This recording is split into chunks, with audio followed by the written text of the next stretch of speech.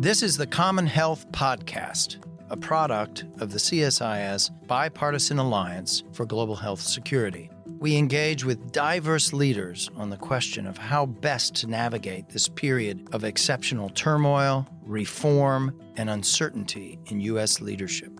We are aided throughout by our able producer, Marla Hiller. Hello, and welcome to a new episode. I'm Catherine Bliss with the CSIS Global Health Policy Center. It's my pleasure to speak today with Dr. Kate O'Brien, Director of the Department of Immunization, Vaccines, and Biologicals at the World Health Organization, or WHO. Kate was previously a professor and the Executive Director of the International Vaccine Access Center at the Johns Hopkins Bloomberg School of Public Health. She's a medical doctor and pediatrician.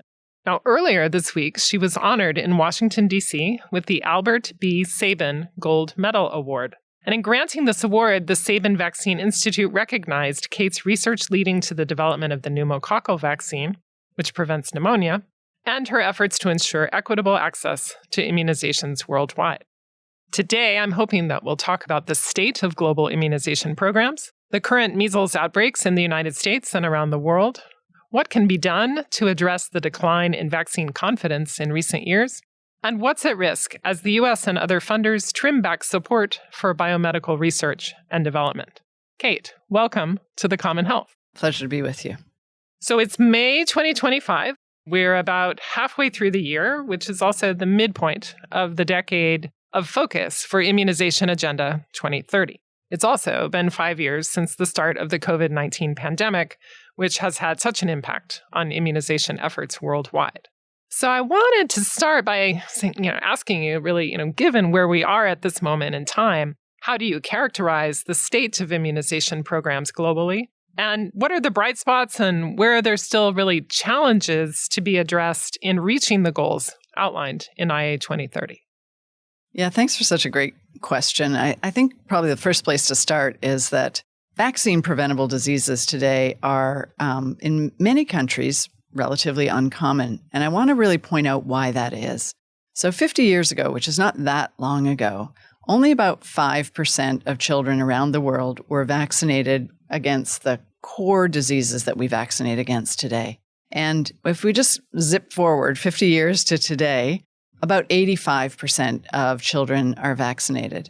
And what that means from just a day-to-day basis is that for many people, they have no lived experience of people in their family or in their community, in their schools, who have died from a vaccine-preventable disease or who've been hospitalized from them. And so the reason for that is because vaccinations have been so successful. Unfortunately, what happened during the COVID pandemic is pretty much every country around the world had some backsliding, meaning the immunization program was just not performing. People were not getting vaccinated because of all of the lockdowns and all of the disruption to our medical services, and because a lot of the vaccinators in countries around the world were deployed to try and vaccinate against COVID, which was, wiping out hospitals, wiping out our communities. Many countries have bounced back. So they're back to the kind of performance level that they've been at before. But the problem is still too many places around the world, including in high-income countries like the U.S., the vaccination rates are just not where they need to be in order to stop these vaccine-preventable diseases from coming roaring back. And so this is where we are in the world. We're on the brink of trying to finish the job on polio. We're not there yet. We're trying to get rid of measles. In fact, it's surging right now, including in the U.S. And there are other infectious diseases, other vaccine-preventable diseases that are also creating outbreaks. Diphtheria, whooping cough. And so really worried about where the state of things are right now. But there are some bright spots, and I'm sure we'll get to that as well. So we have, kind of a legacy or a history of innovation and really development of new options, at the same time that, all of these came available. Suddenly there's this challenge with COVID that, has really kind of required a rededication to the effort. That's exactly right. When I spoke about sort of what this was like 50 years ago, and at that time there were about 7 diseases for which there were vaccines. Dial forward to today, there are more than 30 diseases that we have vaccines against. So that's the success of the science of these past 20 years. We have incredible scientists who have worked to develop vaccines against life-threatening serious diseases. And the success of vaccines is that basically nothing happens, right? That's the paradox of vaccines, is that when we're successful, it means a healthier community, a healthier family. You don't see something. And that's in part why people are wondering, do I have to continue to get kids vaccinated, adolescents vaccinated? And the answer is yes. The whole reason why we don't see these diseases is exactly because people have been vaccinated. So the real bright spots are around this innovation that has taken place. And COVID was, there was absolutely no guarantee that we were going to be successful as a research community. The world was devoting its resources to trying to develop a vaccine against COVID. There was no guarantee that that was going to happen. In fact, most efforts to develop vaccines against new diseases take decades to be successful. We still don't have a vaccine against HIV. We don't have a vaccine against adult tuberculosis. These are some of the diseases that have had decades of research put into them and no success yet. So the World Health Organization plays a role in developing guidance and providing technical assistance to countries, helping advise them on, what vaccines that may be useful for their populations and how best to deliver them. I know WHO is part of the Gavi Alliance and works closely with UNICEF on developing information and many other elements of global programs. Back in January of this year, newly inaugurated President Donald Trump issued an executive order stating that the United States would withdraw from the World Health Organization, an institution to which it has contributed and supported since its founding in the 1940s. U.S.-based staff that were seconded to WHO have been recalled, funding has been halted, and communications between the two institutions are much more limited than they were previously. So can you say a little bit about how you expect or what you see as kind of the short, medium, and maybe looking longer, further into the future, longer term impacts of the U.S. withdrawal, what you expect the impacts to be on disease prevention programs, the kinds of surveillance that you were talking about, and really this effort to help countries, make these diseases, a thing of the past, such that people are not thinking about them all the time. Sure. WHO, for some people, it's hard to understand what WHO does and why it matters to their daily life. I think you can just boil it down to there are health issues that are too big for any one country to solve. Or they can solve it for themselves, but there are other countries around them, other countries in the world that also influence their health issues.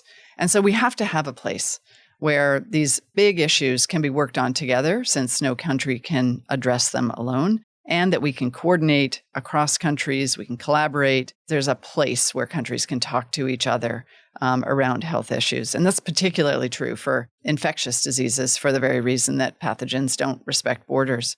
With the U.S., this administration letting WHO know that it has the intention to withdraw, this has a really significant impact on the programs that we're responsible for at WHO, for coordinating, for collaborating. And I'll point specifically to the measles global program. So measles is one of the most infectious human pathogens there is. And for that reason, the vaccination, which is a very effective vaccine, a safe vaccine, extremely important that it's not only an individual country that has a strong program, but it's all countries around the world, because any place that has a weak measles vaccine program is going to have measles in the country. And that inherently is going to spill over into other countries, either neighboring countries or those that are distant from the shores of the original country. And with so much travel of people, it's certain that that's a pathogen that's going to move from one place to the next. And that's what's happening also in the U.S. here, is American residents who are traveling outside of the U.S. coming back, infected, transmitting in the community where vaccination rates are not low enough to stop it. So the things that are happening right now in WHO is that we have laboratory networks that are really important components of the control program. These are global laboratory networks. For measles, over 780 labs around the world that detect measles, help countries identify when the outbreaks are happening so that they can be responded to and basically crushed at source so that they don't get to be bigger, more explosive outbreaks and cross over borders and threaten countries that are distant from the outbreak country. So that's the kind of short-term issue that we have right now. Over the long term, the U.S. is such an important global health player. It's a country that has chosen to put its resources behind innovation, behind expertise, behind fantastic technical work, epidemiologists, scientists, and that expertise is really an incredibly important voice around the table of countries, around the table of collaboration, coordination, and providing the best inputs on the way to tackle some of these diseases and to respond to them in the countries where they're occurring and protecting American borders, American shores. You mentioned the case of measles, and of course, we've seen outbreaks in Europe and some of the countries, that have had outbreaks this year in Yemen, Ethiopia, Pakistan. But, here in the United States, we're focused a lot on, the more than 1,000 cases this year. Today is Friday, so I think there are probably some new data that came in just in the last hour or two, but nearly 3/4 of those cases concentrated in one state, in Texas, and half of those in one county in the state, in the western part of the state. And you said, you talked about the extensive network of laboratories that detect measles and, the communication that really takes place, across the world, both around case identification, but also immunizations. Could you say, a little bit more about, why, what measles outbreaks really tell us about the state of health systems more generally? Why? Measles is obviously highly transmissible, but I think, it also tells us a little bit about the state of the health system more generally. And also, people are talking about the fact that the U.S. may lose its elimination status after 20 years. And I think in 2018, 2019, we had 1,300 cases in a year, but already it's just now the middle of May and we've had more than 1,000. So is it likely the U.S. will lose its elimination status in this current context? And what would that mean? So, as you said, measles is one of the most infectious pathogens. When we see measles cases coming up as outbreaks, we know inherently the immunization program is not doing what it really needs to do. We refer to measles as the canary in the coal mine. So the vaccine itself is highly effective, but because this pathogen is so infectious, it means that about 95% of the population needs to be immune to measles in order for any one case that comes in to not transmit and start to scale. So when we see a measles outbreak, we know that the immunization program, without even going out and finding out who's been vaccinated and who hasn't, we know that the immunization program is in a weak position.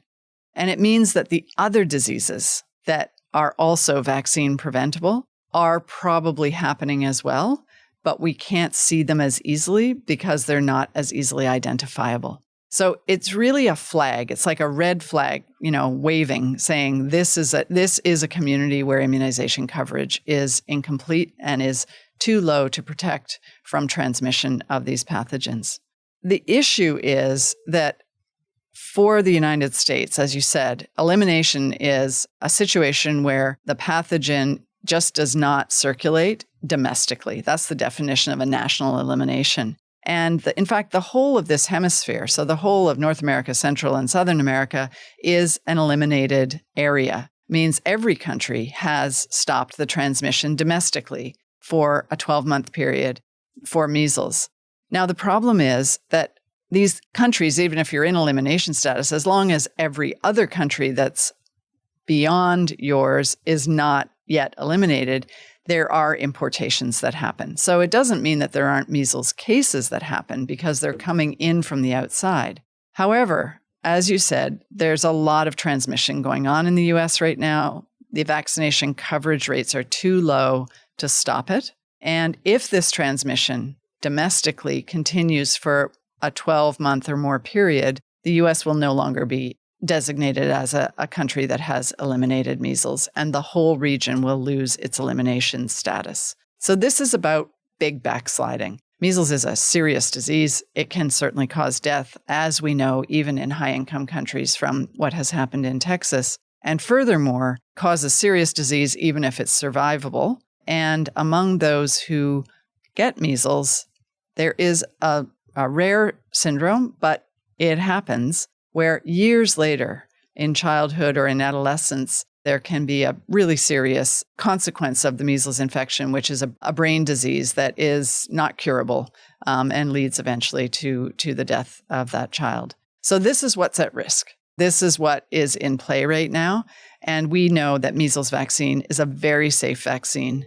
We know that it's highly effective. And the only real way to stop this is to increase the vaccination rates and get people protected before they have exposure to the virus. And so if we look at, staying with the U.S. for a minute, if we look at the different state level vaccination coverage and, with the measles, mumps, rubella vaccine, right? So we give it in combination here in the U.S.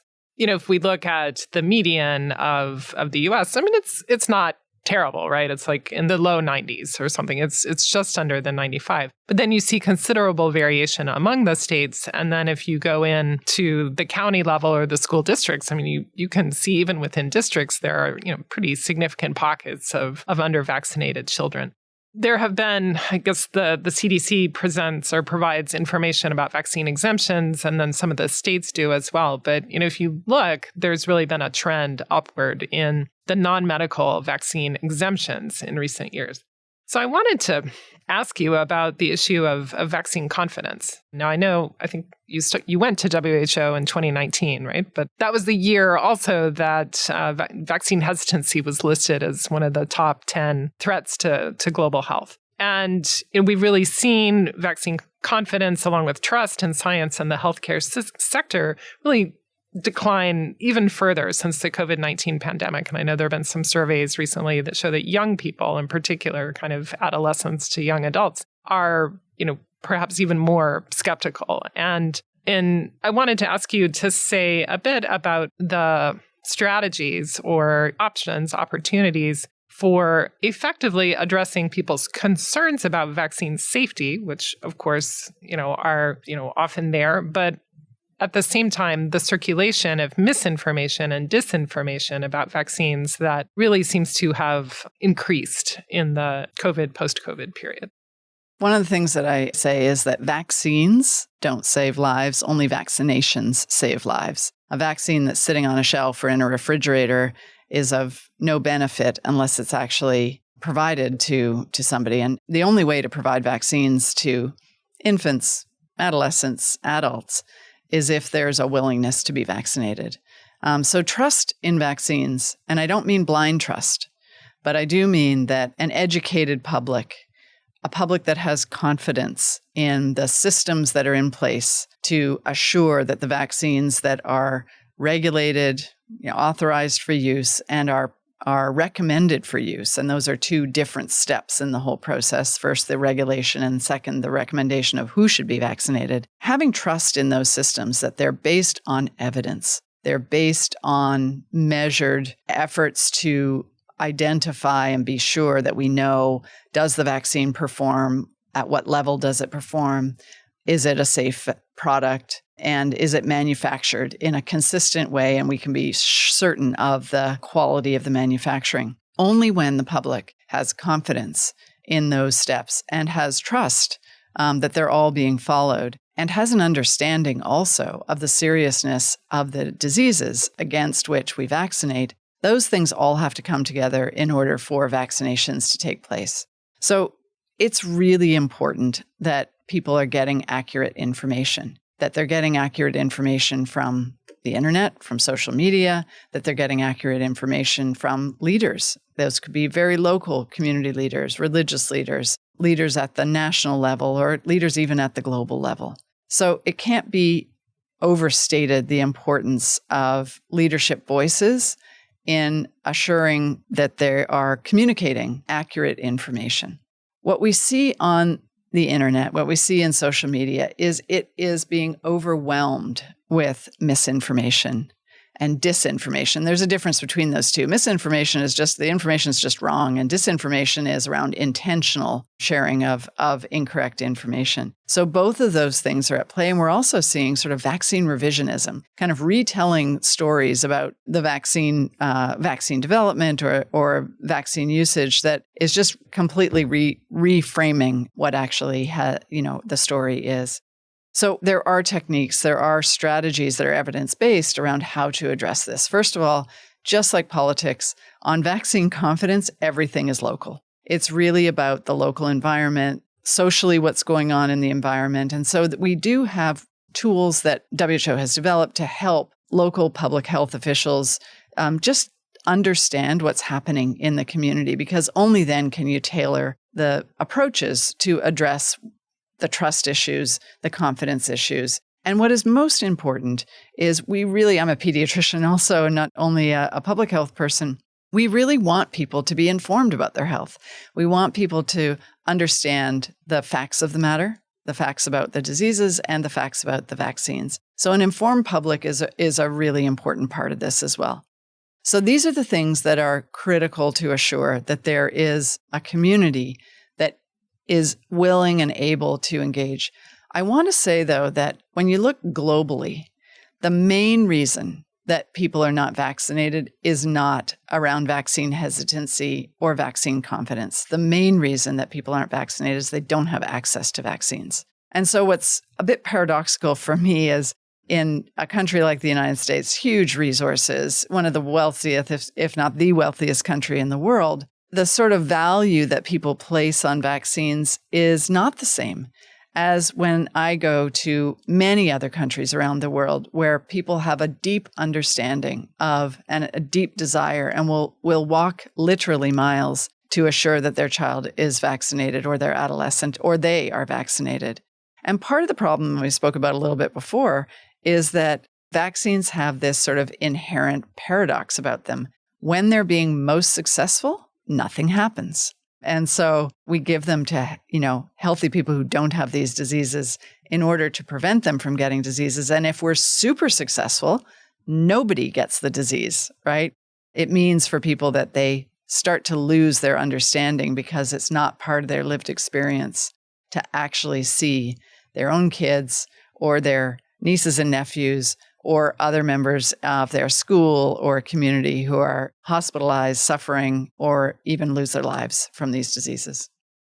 So we've talked about a number of different kind of tensions or paradoxes. I mean, there's the fact that when the expanded program on immunizations, now it's the essential program on immunizations, but when that started in the 70s, there were 6 or 7, major vaccines, but now there are more than 30, and not just for children, but also for adolescents and conceivably for adults. We've got a situation where some of the high-income countries that have had vaccines for such a long time are seeing increasing rates of, increasing lack of confidence in vaccines, at a time when there are still millions of children who haven't yet had one dose of vaccines. So amid all of this, there's all this research and, there are many new innovations in the pipeline, but we've got a process where the United States and other countries are really scaling back not only their foreign assistance, but also their investments in biomedical research in favor of different kinds of domestic investments. So it's a landscape filled with contradictions and tensions and, a number of different challenges, along the way to 2030 and beyond. And so as you look at the current landscape and some of these tensions and pressures around cuts to funding on the one hand and international collaboration on the other, what are you most optimistic about, or what gives you hope as you look ahead? There's the World Health Assembly next week. We've got, the meetings at the UN in September around NCDs that have some connection to some of the work on vaccines and immunizations. And, as you look ahead to the next year and on to 2030, what gives you the greatest hope? I think there are 2 or 3 things that really sort of give me the glass half full. The first is that recognizing that here we are in the middle of the decade. We were aiming to have no more than 6.5 million children on an annual basis who don't get any vaccines at all. That would be down from almost 13 million at the start of the decade. So that was our target, is to get down by 50% on these children who we call zero-dose children, who get 0 doses, as you said. we're way off track on that. We started the decade at 12.9 million. We're now in 2023, there were 14.5 million children around the world who are zero-dose children. You would think that that would not be an optimistic story, right? You asked me a question about what do I think is optimistic? Well, what I do think is optimistic is I talk to a lot of ministers of health. I talk to a lot of people who are working in their country program on immunization. I think we're seeing more and more the stepping up of the leadership, the ownership domestically of programs. It is not an exaggeration to say that immunization programs for ministers and communities around the world are some of the most valued, most important programs that they have. And they want the vaccines. They want more vaccines. So I'll point to malaria vaccine. It's been decades of effort to try to make a malaria vaccine. And it's only in the past couple of years that we actually have vaccines that are now at scale being manufactured, have passed through all of the regulatory evidence reviews and the policy reviews. So 2 successful malaria vaccines. And countries in Africa this is one of the fastest rollouts of vaccine. Communities, I go into communities all the time, and mothers, fathers, community leaders, they deeply, deeply want these vaccines. So those are, these vaccines are extremely highly valued around the world. So that gives me optimism that from a domestic financing perspective, from a domestic leadership perspective, there's greater and greater ownership of programs.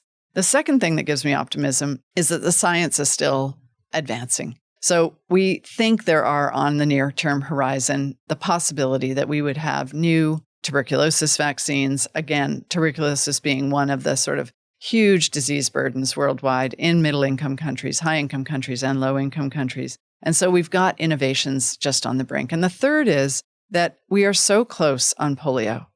Polio eradication has been this evasive goal for many years, and we are very, very close to actually getting this over the finish line. I'm optimistic that at this time of kind of peril in global health, where programs are really scaling back, the funding is scaling back, that we will nevertheless have committed leaders who step forward and will not sacrifice the sunk costs of billions and billions of dollars that have chased the polio virus into, 2 countries alone, Pakistan, Afghanistan, and that we will get rid of this fully and formally.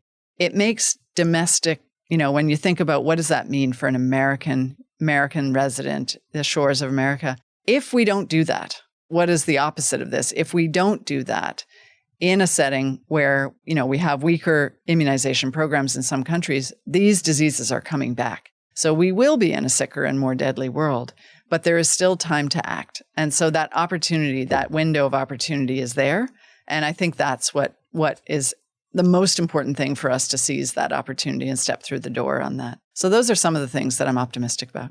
Well, Kate O'Brien, Director of the Department of Immunization, Vaccines, and Biologicals at the WHO. Thank you for taking the time to talk with me today about the importance of leadership, research, advocacy, and, really global collaboration in the effort to protect children and really all of society against preventable diseases. I hope that we may be able to catch up again as progress towards meeting the IA 2030 goals takes shape, and very much appreciate you taking time to be with me today. It's great to talk with you. Thanks so much. Thank you. Thank you for listening to The Common Health. If you enjoyed this podcast, please give us a follow and leave a review. To learn more about the CSIS Bipartisan Alliance for Global Health Security or listen to other CSIS podcasts, please visit csis.org.